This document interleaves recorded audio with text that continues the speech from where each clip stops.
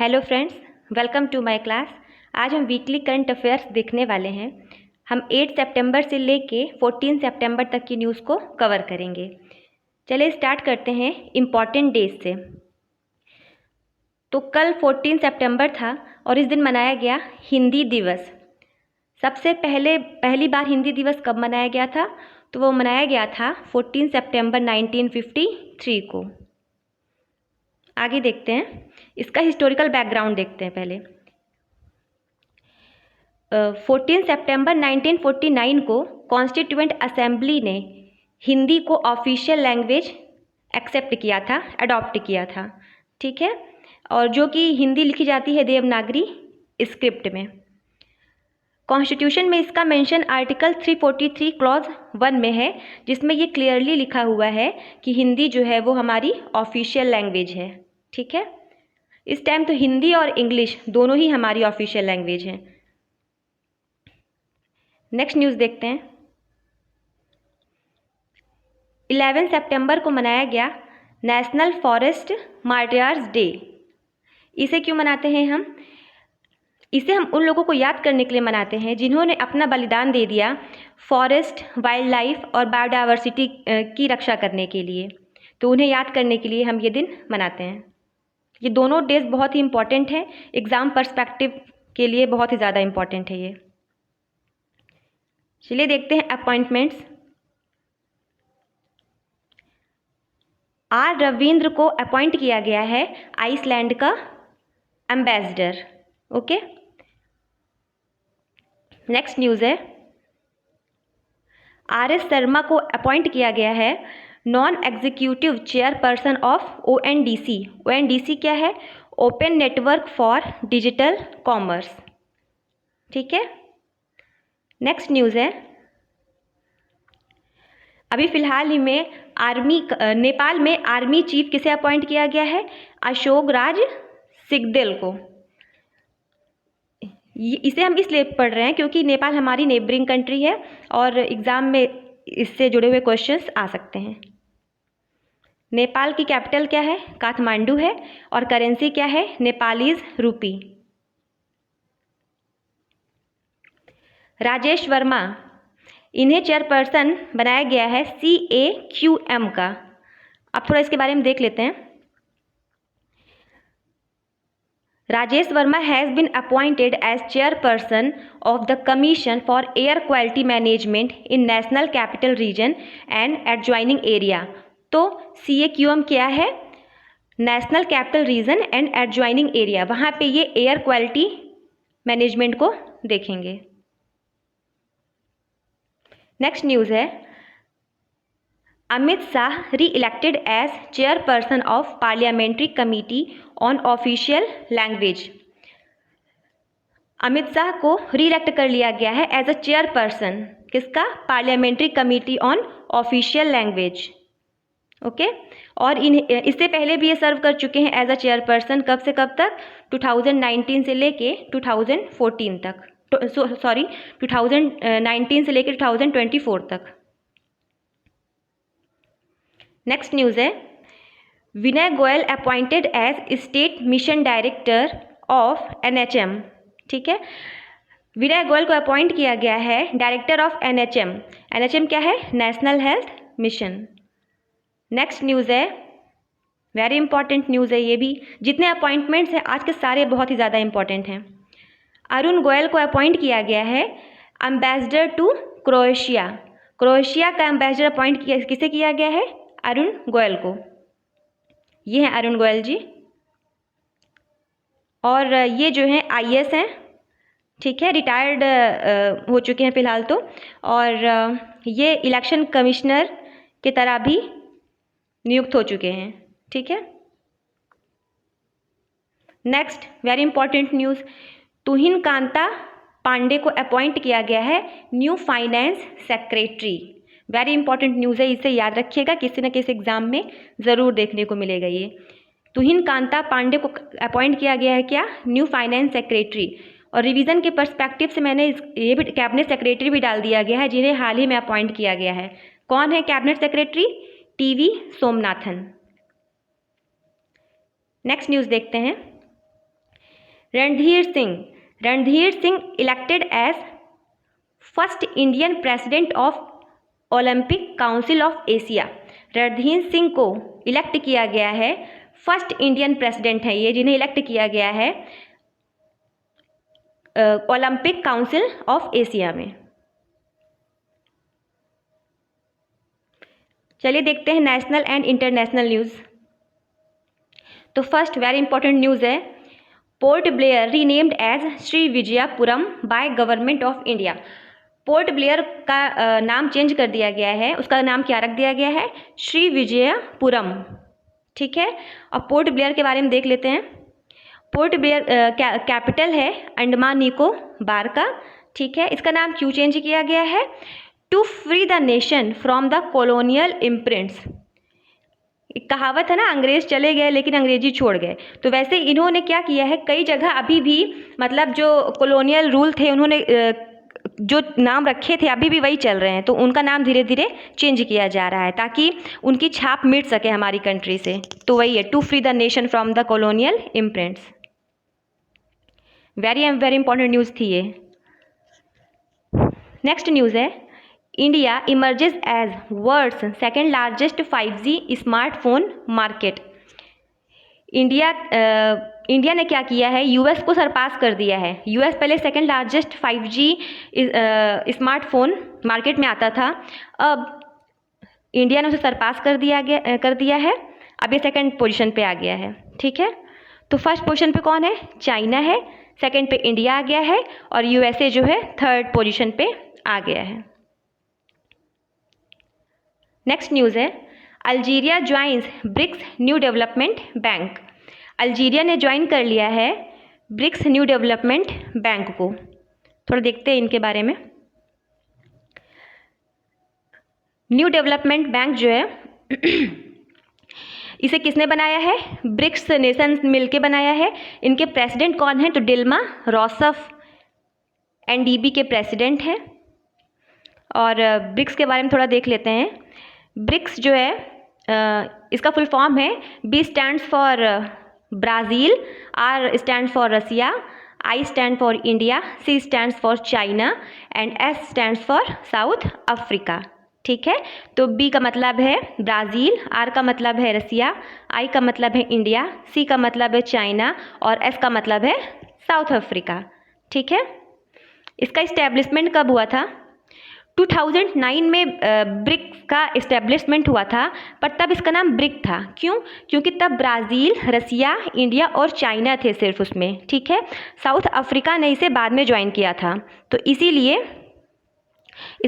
इसका नाम बाद में ब्रिक्स हुआ। ठीक है, साउथ अफ्रीका ने इसे 2010 में ज्वाइन किया था, उसके बाद इसका नाम क्या पड़ गया, ब्रिक्स। इसका पर्पस क्या है, ताकि जो कंट्रीज़ ब्रिक्स में हैं उसमें एक दूसरे को कोऑपरेट कर सकें economic, political and developmental issues में। न्यू डेवलपमेंट बैंक जो है 2015 में बना था ताकि जो डेवलपिंग कंट्रीज़ हैं उनको फाइनेंशियली सपोर्ट कर सके। नेक्स्ट न्यूज़ है,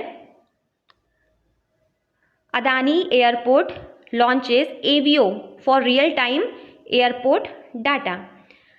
अदानी एयरपोर्ट ने लॉन्च किया है एवीओ, जो कि रियल टाइम डाटा देगा एयरपोर्ट का, जैसे मतलब वेटिंग टाइम कितना होगा और एग्ज़िट किस टाइम करना है, मतलब किस गेट से एग्ज़िट करना है, किस गेट से एंट्रेंस करना है, बैगेज जो सामान वगैरह होंगे वो उनका अपडेट टाइम से देता रहेगा, ताकि ये और एयरपोर्ट के सिस्टम को और इम्प्रूव कर सके, इसलिए इसे लॉन्च किया गया है।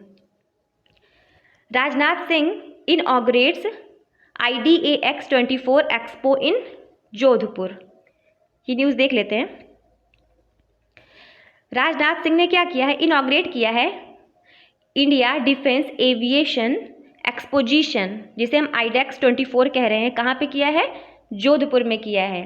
ठीक है, और ये कब से कब तक चलेगी, ये सितंबर 12 से 14 सितंबर तक चली है।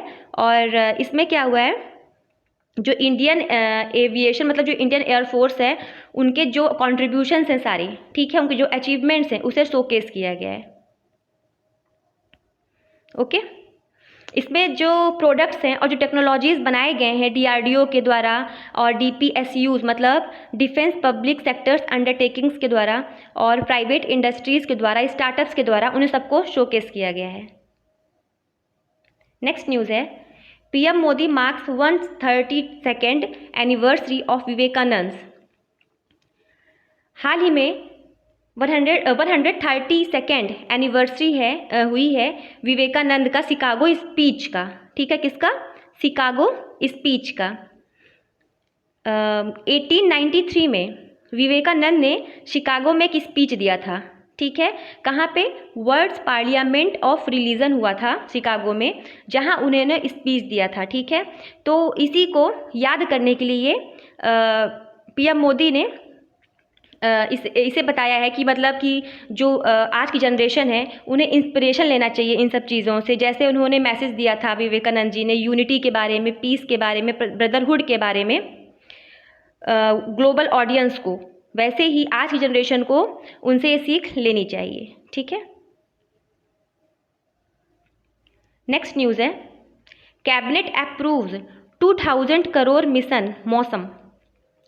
कैबिनेट ने अप्रूव किया है 2000 करोड़ का मिशन मौसम।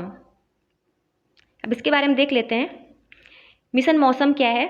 मिशन मौसम जो है वो इसका नाम ही है मिशन मौसम, मतलब ये फोरकास्ट करेगा। ठीक है, वेदर फोरकास्ट करेगा, और ताकि और अच्छे से हम वेदर फोरकास्टिंग को इम्प्रूव कर पाएँ अच्छे से, मतलब रियल टाइम पे सारा डाटा बता पाएँ कि मतलब किस टाइम पे साइक्लोन बन रहा है, कैसे क्या डिज़ास्टर होने वाले हैं, तो उससे हम खुद को प्रिपेयर कर सकें। तो इस रीज़न से इसे लॉन्च किया गया है। ठीक है। नेक्स्ट न्यूज़ है, union cabinet approves health cover for all aged 70 and above. Union cabinet ने अप्रूव किया है कि जो ABPMJ मतलब आयुष्मान भारत प्रधानमंत्री जन आरोग्य योजना के तहत 70 साल के जो लोग होंगे और जो उसके अबव होंगे उनको 5 लाख का ट्रीटमेंट फ्री में प्रोवाइड करेगी गवर्नमेंट। ठीक है, और भले उनकी इनकम चाहे जितनी भी हो, देखिए लिखा हुआ है इरिस्पेक्टिव ऑफ देयर इनकम, उनकी इनकम चाहे जितनी भी हो। पहले था, इसके पहले जब ABPMJ में क्या था कि कुछ लिमिटेड होता था, जिसके पास इतनी इनकम है वो इसका लाभ नहीं उठा सकते हैं। पर अब क्या कर दिया गया है, जो भी 70 ईयर्स के हैं या फिर उसके अबव हैं वो 5 लाख का ट्रीटमेंट हर साल फ्री में करा सकते हैं। ठीक है, और इसके लिए कार्ड बनता है, तो वो कार्ड बनवाकर वो इसका फ़ायदा उठा सकते हैं, और जो पहले से इसमें इनरोल्ड हैं उनको एडिशनल 5 लाख मिलेगा। ठीक है। नेक्स्ट न्यूज़ है, launch of Rangeen Machhli app. इसके बारे में देख लेते हैं। Union minister for fisheries, animal husbandry and dairying Shri Rajiv Ranjan Singh, जिसे हम लल्लन सिंह भी कहते हैं, इन्होंने क्या लॉन्च किया है, रंगीन मछली मोबाइल एप्लीकेशन। इससे क्या होगा, जैसे कि एक्वेरियम लोग बनाते हैं उसमें कई प्रकार की फ़िश वगैरह को डालते हैं। ठीक है, तो इसके बारे में लोग जो ज़्यादा एंथुसियास्टिक हैं, मतलब जो ज़्यादा उत्साहित रहते हैं इन सब चीज़ों को लेके कि कैसे कहाँ मिलेगी ये फ़िश, किस टाइप की फ़िश को हम एक्वाकल्चर में रख सकते हैं, तो इसके बारे में जानकारी उन्हें इस रंगीन मछली से की ऐप से मिल सकती है। ठीक है। नेक्स्ट न्यूज़ है, union minister Jyotiraditya M Scindia launches Ashtalakshmi Mahotsav website. पहले देखते हैं अष्टलक्ष्मी है क्या। अष्टलक्ष्मी नॉर्थ ईस्टर्न स्टेट्स के लिए यूज़ किया गया है। ठीक है, अब नॉर्थ ईस्टर्न में कितने स्टेट्स हैं? 7, जिसे हम 7 सिस्टर्स कहते हैं।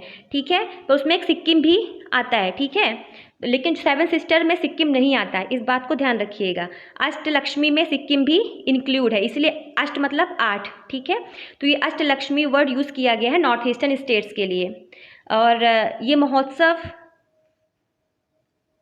क्यों सेलिब्रेट किया जा रहा है, अष्टलक्ष्मी महोत्सव? क्योंकि ताकि हम वहाँ के कल्चर, वहाँ की प्रॉस्पेरिटी उसको शो कर सकें, और इसे इंटरनेशनल और नेशनल दोनों प्लेटफॉर्म पे दिखाया जाएगा।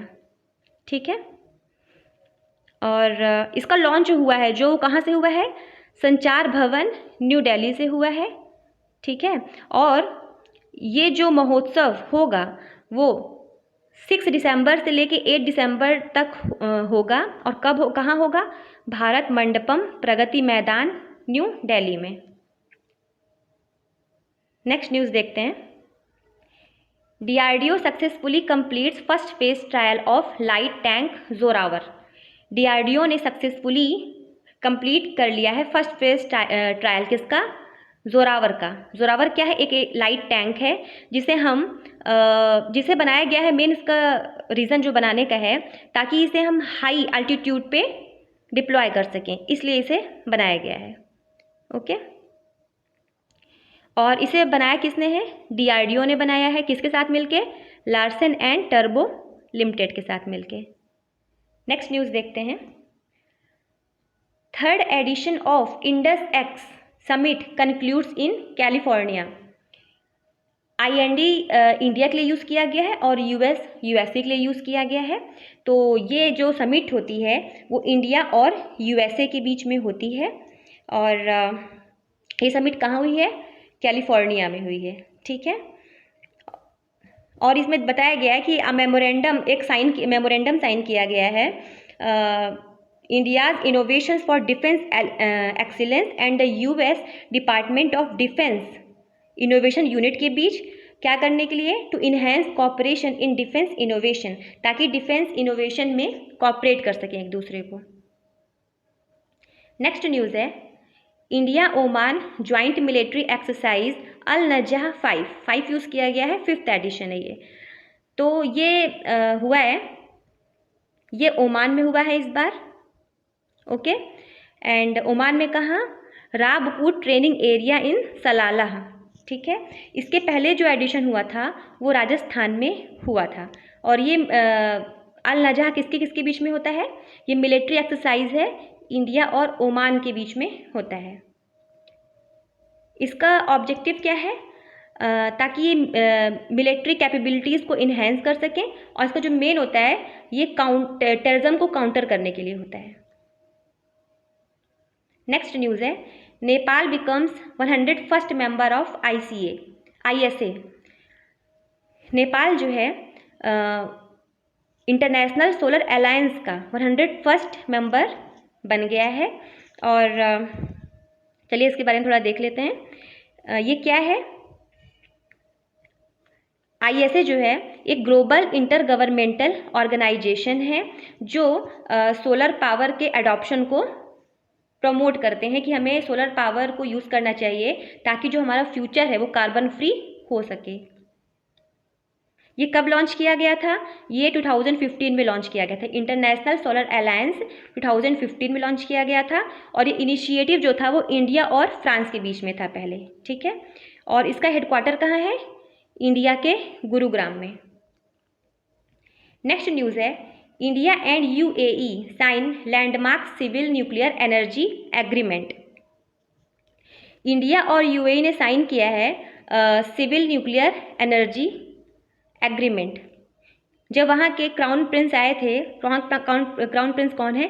शेख खालिद बिन मोहम्मद बिन जायद अल नहयान, ठीक है। जब उन्होंने दिल्ली विजिट किया था, न्यू दिल्ली, तब इसी दौरान इसे साइन किया गया था। किसे? सिविल न्यूक्लियर एनर्जी एग्रीमेंट को। नेक्स्ट न्यूज़ देखते हैं। स्पोर्ट्स सेक्शन पे आते हैं अब। 63rd Subroto cup international football tournament, इसके बारे में देखते हैं। ये कब हुआ? ये एक मिनट, हाँ, ये अंडर 70s बॉयज़ कैटेगरी का है और ये न्यू दिल्ली में हुआ। ये सितंबर 2 से सितंबर 11 तक हुआ है, कंडक्ट हुआ है, ठीक है। इसमें किस किस कंट्री ने पार्टिसिपेट किया है? तो बांग्लादेश ने किया है, नेपाल ने किया है, श्रीलंका ने किया है। याद रखिएगा अंडर 70s बॉयज़ कैटेगरी का है। एंड इसमें विनर कौन रहा?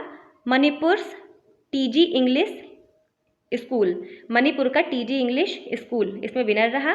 और रनर अप कौन थे? Meghalaya's Mingken Christian higher secondary school. Next news है Deepali Thapa makes history as first school girl champion. Deepali Thapa ने हिस्ट्री बना लिया है, फर्स्ट स्कूल गर्ल है जो चैम्पियन बनी है। किस फील्ड में? बॉक्सिंग में, ठीक है, एशियन यूथ बॉक्सिंग में। नेक्स्ट न्यूज़ है, हरविंदर सिंह एंड प्रीति पल named flag bearers for para Olympic closing ceremony. Para Olympics ख़त्म हो चुका है, तो उसकी क्लोजिंग सेरेमनी में फ्लैग बियरर कौन बने? हरविंदर सिंह एंड प्रीति पल। अब इनके बारे में थोड़ा देख लेते हैं। हरविंदर सिंह जो है वो फर्स्ट इंडियन आर्चर बने जिन्होंने पैरालंपिक में गोल्ड जीता है, और प्रीति पल फर्स्ट इंडियन वुमेन बनी है जिन्होंने पैरालंपिक्स में 2 मेडल जीते हैं। अब यूएस ओपन 2024 के विनर्स की लिस्ट देख लेते हैं। इसमें मैंने इवेंट्स और विनर और रनर अप डाल रखे हैं। मैं विनर्स बताऊंगी, आप रनर अप एक बार देख लीजिएगा, एग्जाम में कभी कभी पूछ लेता है कि रनर अप कौन था, ठीक है। तो मेंस सिंगल में कौन थे? जैनिक सिनर जो कि इटली के थे। वुमेन्स सिंगल में आरेना सबलंका जो कि बेलारूस की हैं, और मेंस डबल में Max Purcell and Jordan Thompson दोनों ऑस्ट्रेलिया के हैं। एंड वुमेन्स डबल में कौन है? ल्यूडमाइला किचोनोक यूक्रेन के हैं, और जेलेना ओस्टापेंको लातविया के हैं। मिक्स्ड डबल मतलब जिसमें फीमेल मेल बोथ रहते हैं, सारा ईरानी एंड एंड्रिया वावासोरी दोनों कहाँ से हैं? इटली से हैं। ओके, अब चलते हैं अवार्ड्स की ओर। तो पहली न्यूज़ है, Indian origin lecturer win the prize for literature in Singapore. Singapore literature prize किसे दिया गया है? प्रसन्थी राम को, और ये इंडियन ओरिजिन की हैं। ये सिर्फ इंडियन ओरिजिन की हैं, बाकी रहती है सिंगापुर में ही हैं। और ये लेक्चरर थी university of Nanyang technological university में, ठीक है। तो उन्हें ये प्राइज़ दिया गया है, और इन्हें जो प्राइज़ दिया गया है उनकी एक शॉर्ट स्टोरी आई है जो कि 9 यार्स सारीज़ के लिए इन्हें ये लिटरेचर प्राइज़ मिला है। नेक्स्ट न्यूज़ है, नेशनल फ्लोरेंस नाइटिंगेल अवार्ड। ये द्रौपदी मुर्मू जी ने फिलहाल ही कुछ दिन पहले दिया। तो ये अवार्ड दिया गया है जो नर्स होती हैं। नर्स बहुत ही इम्पॉर्टेंट रोल प्ले करती हैं हमारे मेडिकल फील्ड में, और इसीलिए उन्हें ये अवार्ड दिया जा रहा है, ठीक है। और 15 लोगों को ये अवार्ड दिया गया। ये मैंने इसे मेंशन नहीं किया, इसलिए मैं अलग से लिख दे रही हूँ। 15 लोगों को ये अवार्ड दिया गया, और क्यों दिया गया? एक लोग थी जिनका नाम था फ्लोरेंस नाइटिंगेल। ये ब्रिटिश की थी, और इन्होंने कुछ सेट्स ऑफ स्टैंडर्ड्स जो हैं दिए थे मॉडर्न नर्सिंग प्रैक्टिसेस के, ठीक है। तो उन्हीं को ऑनर करने के लिए ये अवार्ड दिया जा रहा है, ठीक है। और जो नर्स हैं उनका बहुत ही ज़्यादा इम्पॉर्टेंट रोल होता है, इसको भी हाईलाइट करने के लिए ये अवार्ड दिया गया। नेक्स्ट न्यूज़ देखते हैं, Swachh Vayu Sarvekshan award 2024 presented by Bhupendra Yadav and Rajasthan CM Bhajan Lal Sharma. Swachh Vayu Sarvekshan award दिया गया, किसने दिया? भूपेंद्र यादव और राजस्थान के सीएम भजन लाल शर्मा ने, ठीक है। तो ये अवार्ड 3 कैटेगरीज में दिए गए हैं। तो किस किस कैटेगरीज में दिए गए हैं उसे हम देख लेते हैं। कैटेगरी 1 में किसे दिया गया है? सूरत, जबलपुर, आगरा को। यहाँ की पॉपुलेशन 10 लाख से ज़्यादा है। कैटेगरी 2 में दिया गया है फिरोज़ाबाद, अमरावती और झांसी को। इनकी पॉपुलेशन 3 to 10 लाख है, ठीक है। और नेक्स्ट है कैटेगरी 3 जिसे दिया गया है रायबरेली, नालगोंडा और नालागढ़ को। इनकी पॉपुलेशन अंडर 3 लाख है, मतलब 3 लाख से कम है, ठीक है। तो आज की न्यूज़ यहीं ख़त्म होती है। अब चलिए कुछ रिवीजन क्वेश्चंस देख लेते हैं प्रैक्टिस के लिए। तो फर्स्ट क्वेश्चन है, the joint military exercise Al Najah will be held between India and which country? Al Najah exercise India और किस कंट्री के बीच में हुआ है? तो इंडिया और ओमान के बीच में हुआ है। नेक्स्ट न्यूज़ है, Ministry of External Affairs has recently appointed R. Ravindra as the next ambassador of India to which country? Ministry of External Affairs ने अभी रिसेंटली अपॉइंट किया है आर रविंद्र को अम्बेसडर किस कंट्री का? उन्हें किया गया है आइसलैंड का। नेक्स्ट न्यूज़ है विच app was recently launched by the union fisheries minister? Recently union fisheries minister ने कौन सा ऐप लॉन्च किया है? तो रंगीन मछली। फोर्थ न्यूज़ है the government of India has approved health insurance of how many lakh rupees for senior citizens? Senior citizens को जो AB PMJ के अंतर्गत जो हेल्थ इंश्योरेंस दिया जा रहा है वो कितने का दिया जा रहा है? तो 5 लाख का दिया जा रहा है, 5 लाख का। नेक्स्ट न्यूज़ है how many people were honoured with the national Florence Nightingale award by president Droupadi Murmu? President Droupadi Murmu ने कितने लोगों को नाइटिंगेल फ्लोरेंस अवार्ड से सम्मानित किया है? तो अभी मैंने बताया था 15 लोगों को। सिक्स्थ न्यूज़ है recently Arun Goel was appointed as next ambassador of India to which country? Arun Goel को किस कंट्री का एम्बेसडर बनाया गया है? तो क्रोएशिया का। नेक्स्ट न्यूज़ है नेक्स्ट क्वेश्चन है who was recently elected the chairman of the parliamentary official language committee? Parliamentary official language committee का चेयरमैन किसे बनाया गया है? तो अमित शाह जी को। नेक्स्ट क्वेश्चन है who has been named as the Indian flag bearer for the closing ceremony of Paris Paralympic 2024? तो कौन बने flag bearer closing ceremony of Paris Paralympics का? तो Harvinder Singh and Preeti Pal. Next news है who is the first Indian to be elected president of Asian Olympic Council? Asian Olympic Council का first Indian बने हैं जो जिन्हें प्रेसिडेंट बनाया गया है वो कौन है? वो है रणधीर सिंह। वेरी इंपॉर्टेंट, इसे ध्यान रखिएगा। इंपॉर्टेंट तो सारा कुछ ही जो भी आज हमने पढ़ा है वो बहुत इंपॉर्टेंट थे सारे न्यूज़। क्वेश्चन नंबर 10 है who has been appointed as the new finance secretary of India? New finance secretary of India किसे अपॉइंट किया गया है? तो तुहिनकांत पांडे को किया गया है। किसे किया गया है? तुहिनकांत पांडे। ठीक है, तो आज हमने बहुत ही ज़्यादा इंपॉर्टेंट न्यूज़ पढ़े हैं। अगर आपको मेरा पढ़ाया हुआ समझ में आया हो तो प्लीज़ मेरे चैनल को लाइक, सब्सक्राइब और शेयर करना ना भूलें। Thank you.